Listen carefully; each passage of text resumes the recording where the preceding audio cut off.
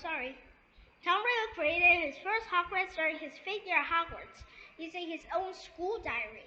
He passed the spell after murdering his fellow student Murtry Warren using the Basilisk.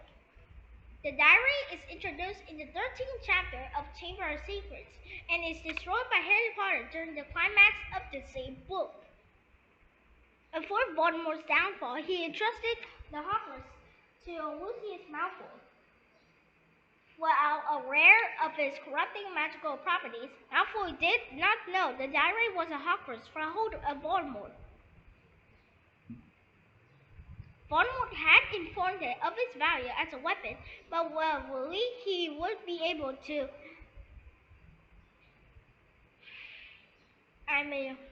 But believing he would be in a position to coordinate Malfoy's use of it. In attempt to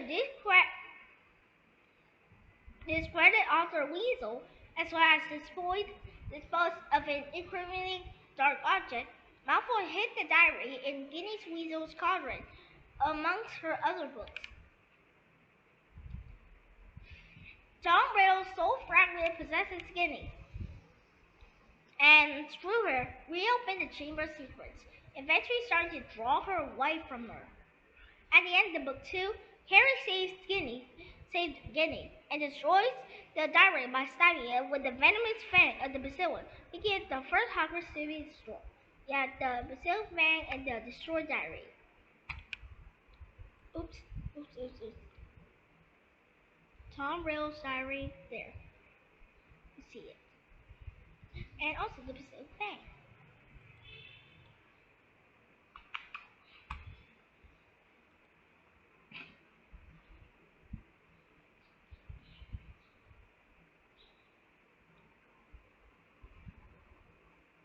Oh, now, where am I? Oh yeah. His reports of the diary's behavior to Dumbledore were the latter first inkling that Voldemort might have not just created just one, but several. What intrigued and alarmed me the most was the diary had been intended as a weapon to much of a safeguard, implying that Voldemort must have backups of sorts. It means that Lucius was meant to wait for Voldemort's authorization before allowing the diary to be smuggled into Hogwarts, and he never seen it before Voldemort's first defeat. Voldemort did not learn of the diary's destruction until he forced the truth out of Lucius. To J.K. Rowling, a diary is a very scary object. To J.K. Rowling, always, not me. Having said in an interview,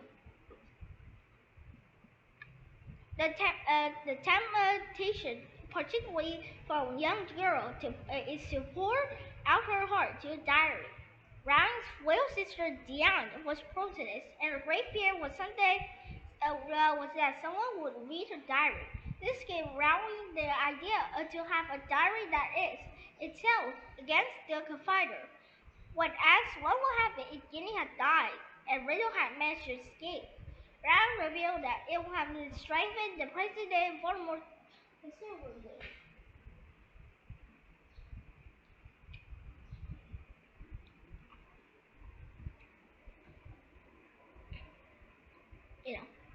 Marvellous Gaunt Ring. Tom Riddle had created his second Hogwarts using a ring owned by his maternal grandfather, Marvell Gaunt, during the summer before his 6th year as a student at Hogwarts. When he was 15, the murderer that created the Hogwarts was that of his father.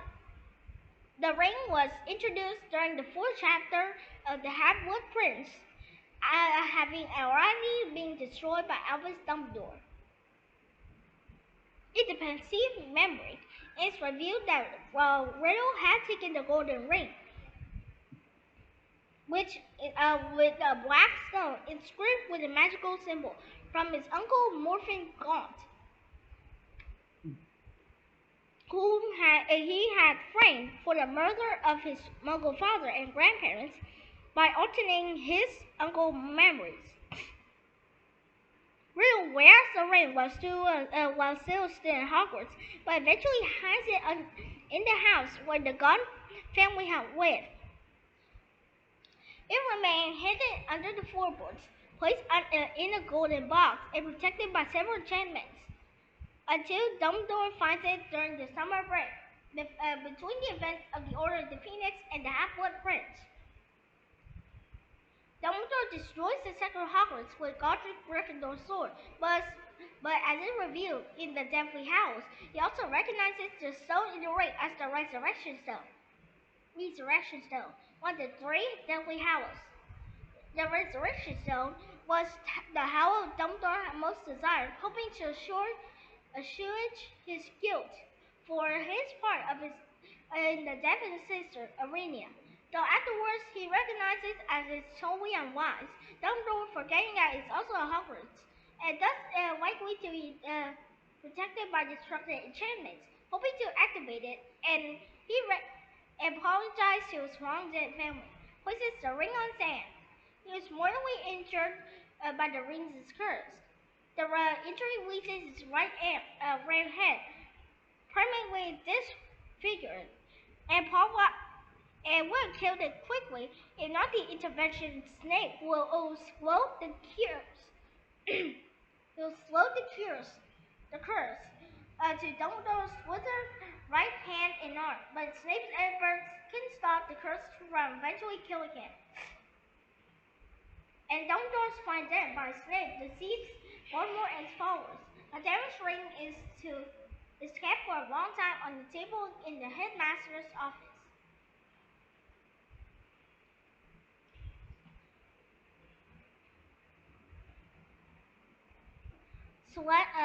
Salazar Slytherin's locket.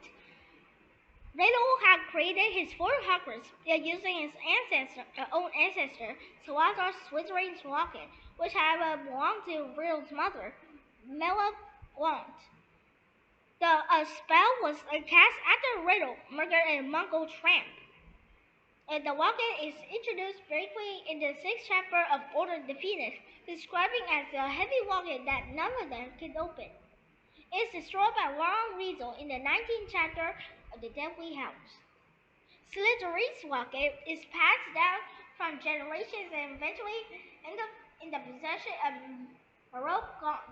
After being abandoned by Muggle husband Tom Riddle SR, Baroque sold the locket to Caractacus Burke, a shopkeeper from the Morgans and Burke, for 10 galleons, a small fraction of the locket's true value.